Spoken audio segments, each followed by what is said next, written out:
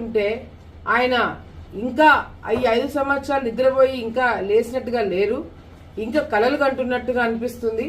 ఎందుకంటే గంగుల ప్రభాకర్ రెడ్డి గారు బౌన్సర్లను తెచ్చినామంట, బౌన్సర్లను తెచ్చి ఆలగడ్డలో మేమేదో సృష్టించినామంట, గలాటాలు సృష్టిస్తున్నామంట, లేకపోతే ఏదో ఒక క్రియేట్ చేస్తున్నామని చెప్పి మన ఆలగడ్డ గాంధీజీ గారు మాట్లాడుతున్నారు. నిజంగాంటే నేను ఆలగడ్డ గాంధీజీ గారు ఆయన గంగుల ప్రభాకర్ రెడ్డి గారిని అడుగుతున్నాను, ఆలగడ్డలో నేను పోలింగ్ రోజు బయట తిరుగుతున్నప్పుడు కానీ, నేను కానీ, నా తమ్ముడు జగత్ విఖ్యాత్ రెడ్డి కావచ్చు, లేకపోతే నా కుటుంబ సభ్యులు కావచ్చు, నా భర్త కావచ్చు, మేము బయట తిరుగుతున్నప్పుడు ఏ ఒక్క బౌన్సర్ అయినా, ఏ ఒక్కడైనా ఎవడి కంటికన్నా కనిపించినారా? ఎవడైనా బూతుల దగ్గరికి పోయినారా? అసలు మా బండిలలో లోకల్ గా ఉన్న వాళ్ళు కాకుండా